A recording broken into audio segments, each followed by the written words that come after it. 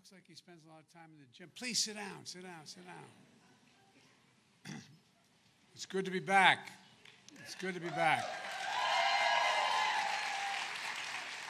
Governor Hochul, thank you for welcoming us to your state.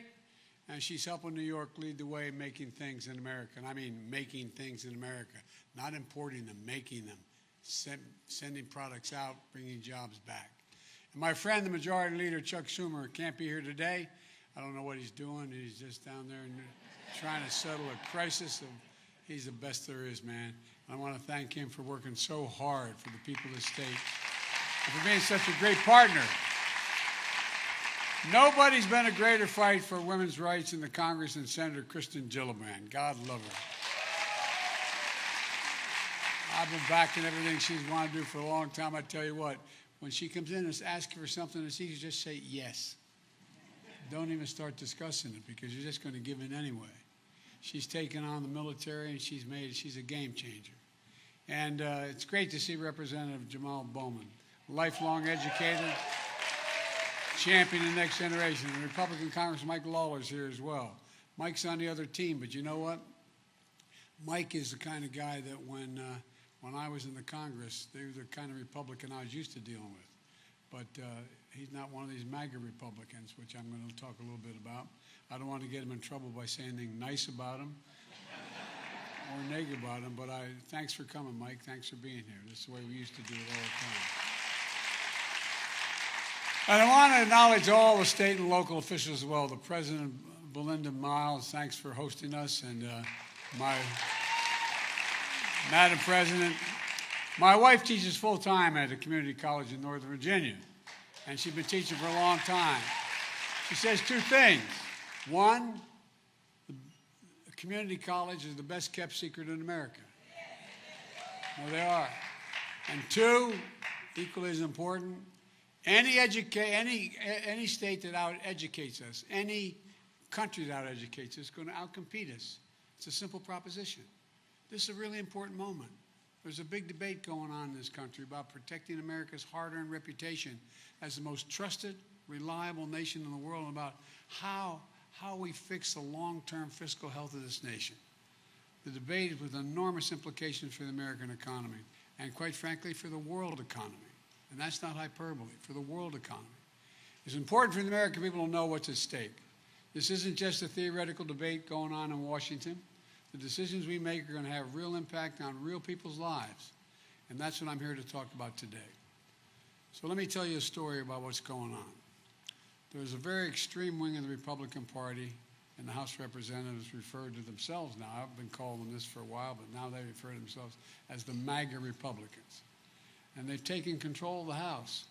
They've taken control. They have a speaker who has his job because he yielded to the, quote, MAGA element of the party. They're doing the best, to the best of my knowledge, what no other political party has done in the nation's history. They're literally, not figuratively, holding the economy hostage by threatening to default on our nation's debt that we've already incurred over the last couple hundred years, unless we give in to their threats and demands as to what they think we should be doing with regard to the budget. This would be incredibly damaging. Here's what the Speaker has put forward for the Republican proposal. He says he's going to take the funding, how we fund government, back to what the levels were in 2022, before the omnibus bill. And they exclude any cuts in defense. He said we're going to go back to spending what we spent in 2022, but we're not going to make any cuts in defense, which we spent in 2023. We're calling for in 2023. You may remember in the State of the Union, I got our Republican colleagues to agree somewhat spontaneously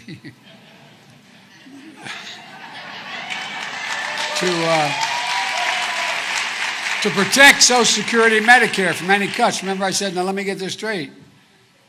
You're not going to cut Medicare? You're not going to? So they said, that's right. I said, well, you know, you're on camera. They can see it. Well, so far, they're not cutting Social Security so far. And not only do they rule out any new revenue, they're still determined to make permanent the $2 trillion tax cuts which due to expire, the Trump tax cuts, without paying a penny of it. Now, here's what that leaves us with. It's just basic sort of math. It leaves us with the requirement to cut 22% of everything else in the budget in order to meet the requirements they're demanding that we live at the 2022 budget numbers. The Speaker and the Republicans don't like that I point that out. But that's not my opinion. It's just basic math. And here's what it does. It makes huge cuts in important programs for millions of working and middle-class Americans, programs they count on. According to estimates, the Republican bill would put 21 million people at risk of losing Medicaid, including 2.3 million people here in New York State and 78,000 people right here in Westchester County. It's devastating. It's not right. The Republican plan would cut federal law enforcement officers, 30,000, including 11,000 FBI agents, 2,000 border agents, DEA agents, and so on. They've cut. That's what it's, in order to meet the requirement, they'd have to cut that many law enforcement officers. It risks shutting down 375 air traffic control towers, including 5 right here in New York State, like Westchester County Airport, because we don't have enough personnel. And I've long believed that we have many obligations as a nation, but I've heard me say this before, I apologize for repeating it, but we only have one truly sacred obligation. We have many obligations, one sacred obligation. And that's to equip those we send to war and take care of them and their families when they come home. It's a sacred obligation. For real. And that's why one of the reasons I fought so hard and I was so proud to sign the Bipartisan PACT Act that takes care of millions of veterans who are exposed to toxic materials, that take care of their families as well. My son went to Iraq for a year, was one of the healthiest guys in his outfit, came back with stage 4 glioblastoma, having lived just less than a quarter mile from one of those major burn pits. You saw what happened in the trade towers that went down, what happened to all those firemen, and exposure to toxic chemicals. But under the Republican bill today, they would cut 30 million veterans' health care visits. The way they do that, that's including nearly 2 million health care visits for veterans in New York State, because there's not enough personnel. There's not enough personnel. The difference between the 2022 budget, which they want to get back to, and the 2023 budget is I increased the funding for the Veterans Administration by $22 billion. And the reason I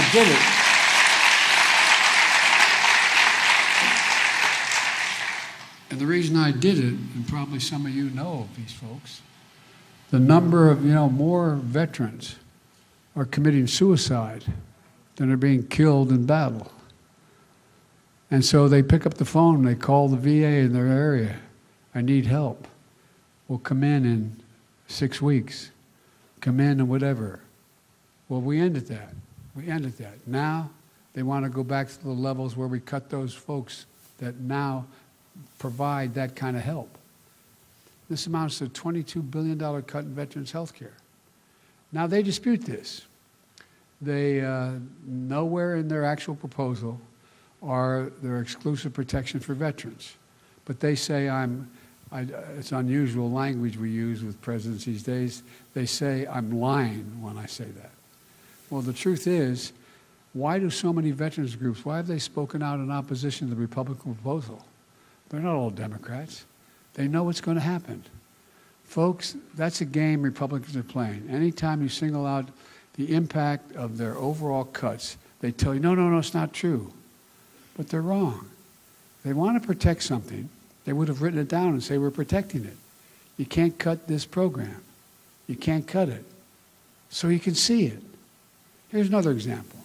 Under the Republican plan, nationwide, 100,000 teachers and support staff would lose their jobs at the very time we're attempting to overcome the incredible deficiencies that occurred as a consequence of what happened with the pandemic. So many kids, the average student out there is about 1.5 years behind. We don't need fewer teachers, we need more teachers. And by the way,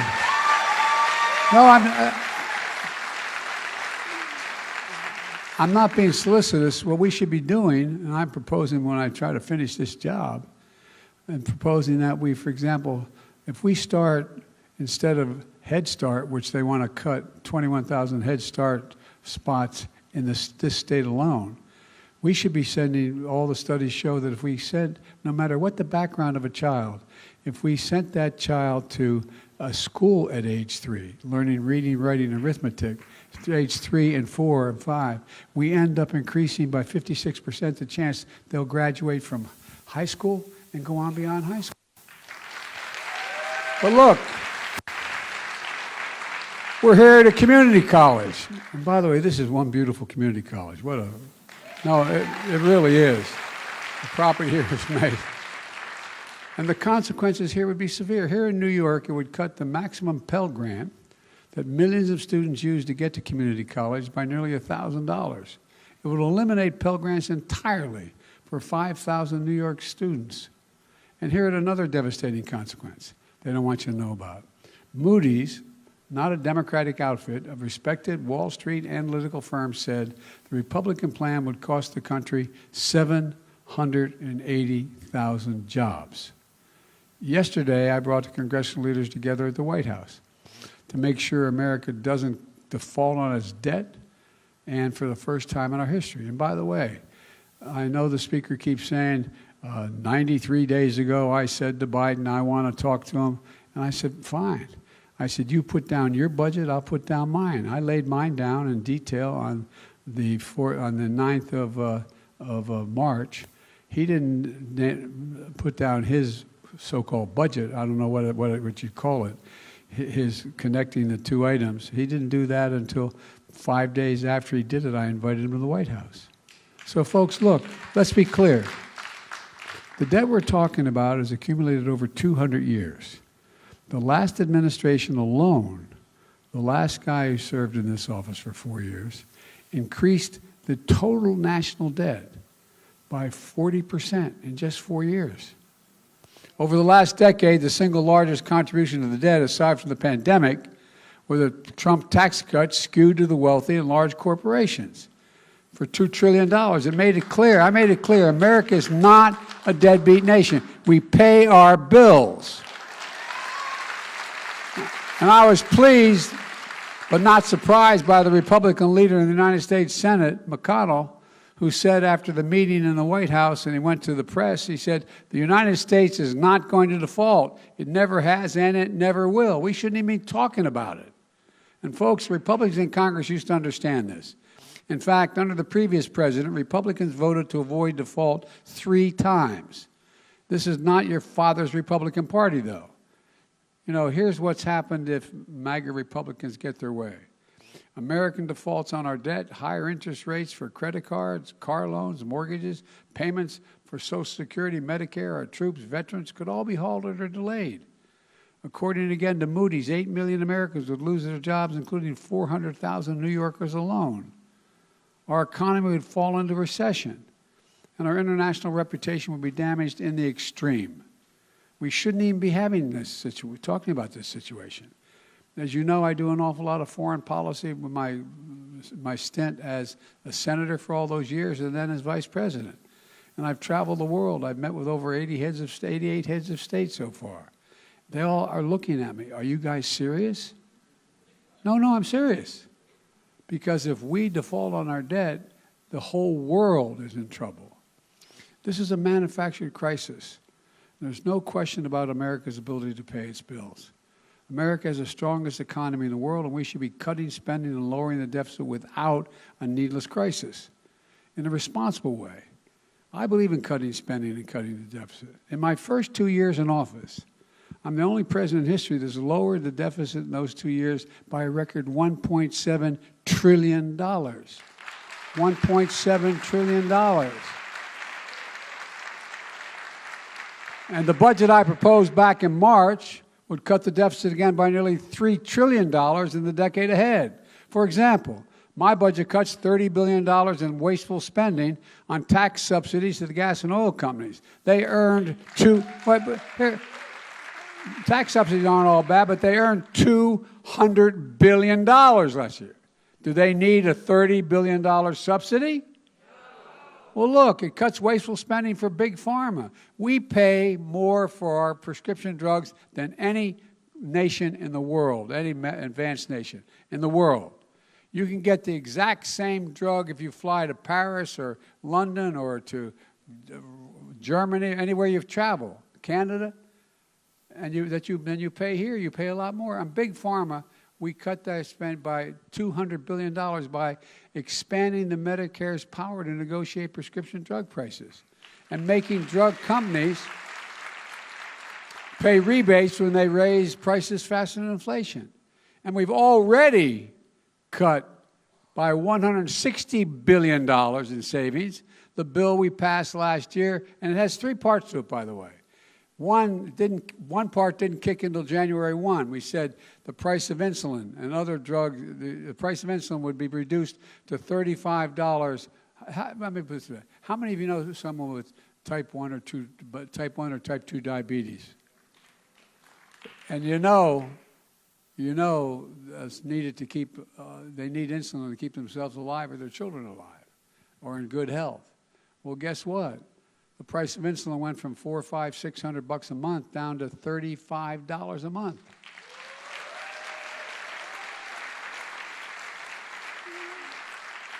For those on Medicare. And here's the deal. It's not just it made it reasonable for people to be able to stay healthy, but it saved the government $160 billion because they're paying less out.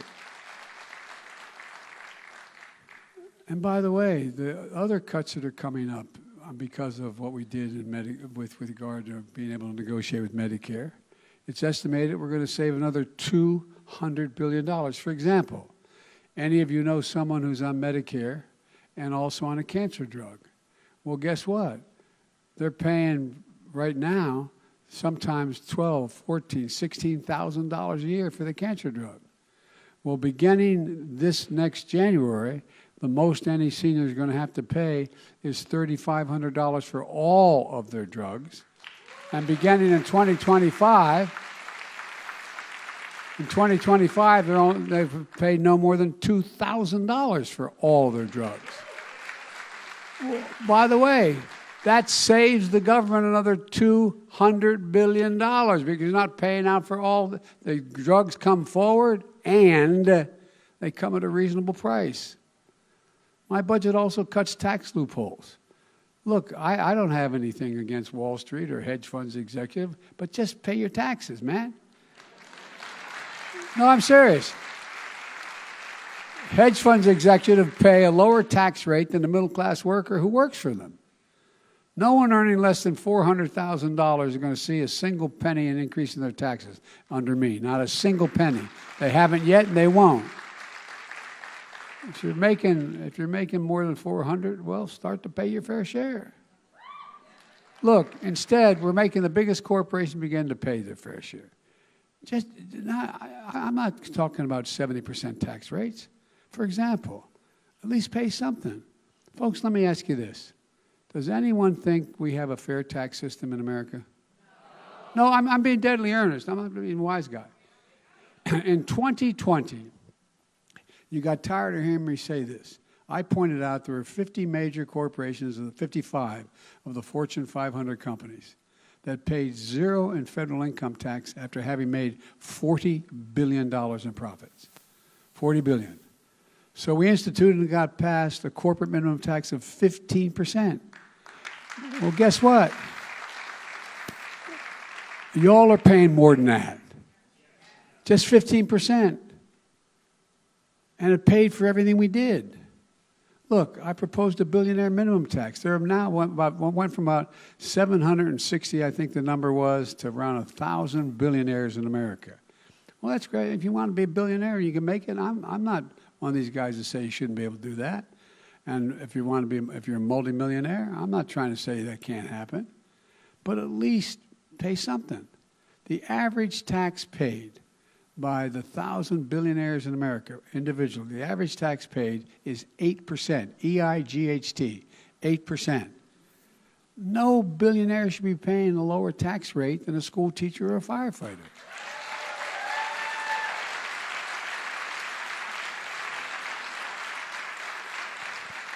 And there's nothing radical about this. That's why my budget also fully funds the Internal Revenue Service. You know, and it's kind of interesting. Republicans have been consistent for the last 10 years, cutting the number of IRS agents. I wonder why.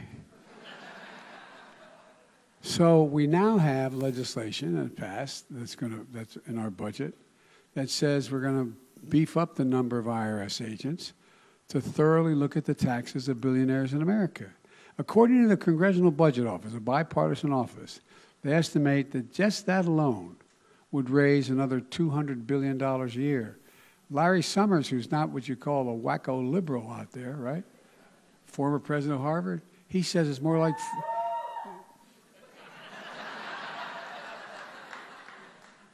My kids who went to Penn would disagree, but that's okay. But I went to a great school. I went to a state school. I went to the University of Delaware. But anyway, but all kidding aside, estimates that it would raise another $400 billion a year, and they still wouldn't be paying very much tax relative to their income to begin with. My budget also has some of the strongest anti-fraud proposals ever. You may remember when we had the legislation to help deal with the pandemic. What Trump used to keep doing is cutting the number of inspectors general to be able to find out whether or not this money is actually not being wasted. Well, guess what? Turns out there were several billions of dollars that were being wasted. People were getting money they didn't need or didn't deserve, and they were playing the system. Well, you know, I think that we should have inspectors general again, looking at what, in fact, we're spending and whether it's going where it's supposed to go. It calls for an unprecedented effort to combat identity fraud by tripling anti-fraud strike forces to prosecute pandemic fraudsters and seize back stolen funds. There's billions of dollars in stolen funds that we haven't gotten back yet. It strengthens inspector generals and watchdogs for taxpayers' dollars. It's estimated for every $1 we spend in hiring these folks, it's going to save $10. $10. This debate is about fundamental choices. Would you rather continue a subsidy of $30 billion for big oil or cut $30 billion from veterans? Would you rather cut big pharma or cut health care for Americans? These are real world choices. That's what's at stake, literally. You know, I ran for president to see to it that ordinary folks got an even shake. I was raised in a family that was we weren't poor, typical middle-class family. My dad, we lived in a 3-bedroom split-level home in a housing development it was a nice area. That was when they were developing suburbia with 4 kids and a grandpop living with us. I look back on it and wonder how thin those walls were for my mom and dad, but at any rate. But, you know, the truth of the matter is that, you know, my dad did fine. I guess by the time he retired, he managed an automobile dealership. He was probably making the equivalent of $20,000 a year, which would be like, what, 60 or 70 or 80, I don't know what it would be. But my point is that I've always thought the middle-class folks are getting the short end of things. I think the trickle-down economy, not much ever trickled down on my dad's table that I can recall. And so when I ran, and my whole career as a senator was about making sure middle-class folks get an even shot. That's why I believe we should grow the economy from the middle out and the bottom up, not the top down. The wealthy will still do very well. Because when the middle class does well, the poor have a ladder up and the wealthy still do very well. And that's fine. We all do well. We've made enormous progress. Just look at what we've done so far. Over the past 2 years, we've created a record 12.7 million new jobs, more than ever in that period of time, including 800,000 manufacturing jobs. Unemployment is at 3.4%, the lowest in 50 years. Black unemployment is at one of its lowest levels. Hispanic unemployment across the board. In part, our policies and the pace of our annual inflation has been coming down for 10 months in a row. We still slowed by 45%. We still have more to do. But, you know, when we're in a position to invest in America, in all of America, the way we do that is we buy American products, we hire American workers. I get to spend a lot of money that Congress passes. So if I have $60 billion to spend, and I'm going to have to put new decks on aircraft carriers. I don't outsource the work. There was a law back in the 30s that said, buy American, buy American. So they have to use American products. They have to go out and make sure that they hire American workers. For a long time, in Democrat and Republican administrations, it was cheaper to go get the cheap labor overseas and bring back the expensive product. No more. Not on my watch. Not on my watch. Instead of importing jobs abroad for cheaper labor and importing product, we're exporting product and buying American workers the opportunity to make a living. Folks, I signed the American Rescue Plan, which sent $27 million to this community college to keep students enrolled and keep this school afloat, help vaccinate our nation, got immediate relief for folks who needed it the most, and got our economy back in track. It didn't have a single solitary Republican vote. Then I signed the bipartisan infrastructure law, which had some Republicans voting for it, to build the roads, the best roads, bridges, airports, water systems, high-speed internet, get rid of all those pipes that are polluting water, et cetera. You know, how can we be the most prosperous economy in the world without having the greatest infrastructure in the world? We used to be ranked #1 in the world in infrastructure. You know what we rank now? 13. 13. Next week, this is Infrastructure Week. Remember all for 4 years in the last guy, we had Infrastructure Week every week? Well, under my predecessor, Infrastructure Week became a punchline. On my watch, we're making infrastructure a decade, a headline. We're already announced over 25,000 projects in 4,500 towns across America. Across Westchester County, it's projects for better water, wastewater, and sewer systems, repairing dams, and doing so much more. I signed the CHIPS and Science Act, which I felt very strongly about, to bring back key parts of our supply chain back to America. Remember when we had real trouble when automobiles, Detroit said they had to stop making automobiles? You know, they take 3,000 chips. Well, guess what? They were all being made in Asia. And when the pandemic hit, they shut down. So we were in trouble. Folks, these are the small computer chips the size of the end of your little finger. Nearly everything in our lives, from cell phones, automobiles, refrigerators, most sophisticated weapon systems. America invented these chips. We invented them. We made them better. But over time, we went from producing up to 40% of the world's chips to producing only 10%, despite leading the world in research and design. Now we're turning that around. The private sector, I went around the world and at home and I convinced people that they had to invest in building the chip factories here. They call them fabs, F-A-B-S, factories. Investing, guess what? We've got a commitment for investments of $470 billion by American companies home and abroad for manufacturing clean energy, like Micron in Syracuse investing $100 billion over the next 20 years to build semiconductors thanks to the hard work of Chuck Schumer and Governor Hochul. IBM and Poughkeepsie investing $20 billion over the next computer chip. Putting America back in the game and creating thousands of good-paying jobs. Many of these jobs, first of all, the construction takes a lot of jobs. They don't require 4 years degrees when you're in these fabs. You know what the average pay is going to be? Close to $100,000. You don't need a college degree. That's progress. But I know folks are still struggling with inflation. The way I think about it is the way my dad used to talk about it around the kitchen table for real. He'd say, how much are the monthly bills? At the end of the month, you have enough to pay for all your bills and just have a little breathing room left, just a little breathing room. Well, that's why I wrote and signed the Inflation Reduction Act. Americans pay more in prescription drugs, and I said, than any advanced country on earth. We're fighting for years to allow Medicare to negotiate those lower drug prices. Well, we finally beat Big Pharma, and we did it without a single Republican vote. It'll have a profound impact and save lives. It's already happening. As I mentioned earlier, it's going to reduce the deficit by $160 billion just this year. And how many of, like I said, diabetes, 1 in 10 Americans have diabetes. Millions need insulin to stay alive. Insulin has been around for 100 years. Costs $10 to make it. $10. Package it, a total of $12.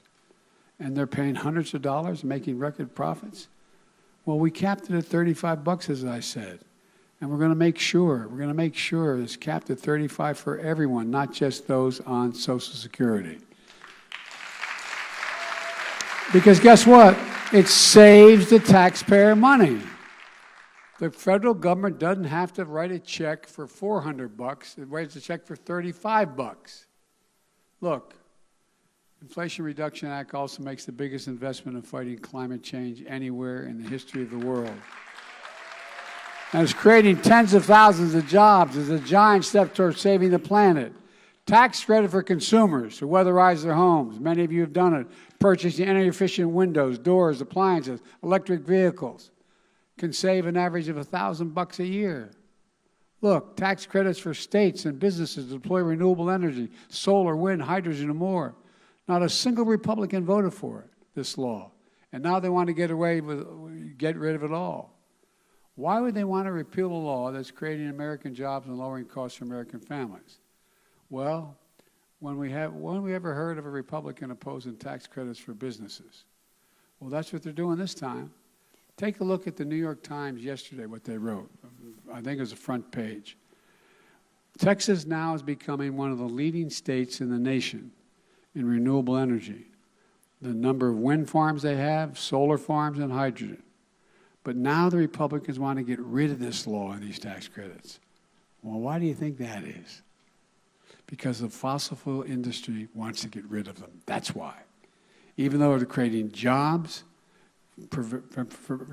taking on climate change, they don't want it because it's so much more costly to go the other route. They say it costs too much, but the truth is it's too successful. And here's the real truth. Big oil doesn't want it, and Republicans are carrying their water. That's what this is all about. Let me close with this. We made so much progress, but there's so much more to do. We're on the cusp of a major change. We're creating jobs again. American manufacturers are booming again. Where's it written America can't lead the world in manufacturing? We're lowering the deficit. Towns that had been forgotten and left behind are coming alive again, bringing back a sense of pride. All those chip factories, fabs I talked about, they're going to be all over America. They're not just going to be in the Northeast and the West Coast. They're all through the Central America. You know people who come from the people like, for example, up in Scranton where I came from, where I was born and raised, or other states across the country, where all of a sudden the factory that employed 700 people for years shut down and went abroad. Not only did they lose the jobs, they lost their sense of pride. They lost their sense of belonging. How many folks do you know folks in the Midwest who had their kids come up and say, Mom, Dad, I got a good education, but I got to leave. There's no jobs here. No reason to stay. We're bringing jobs back all across America. This is no time to put all this at risk, to threaten a recession, to put at risk millions of jobs, to undermine America's standing in the world. Republican threats are dangerous and they make no sense. Folks, we have to keep going and finish the job. I've long said it's never, ever, ever been a good bet to bet against America. Never. And I can honestly say, as I stand here today, I've never been more optimistic about America's future than I am this very day.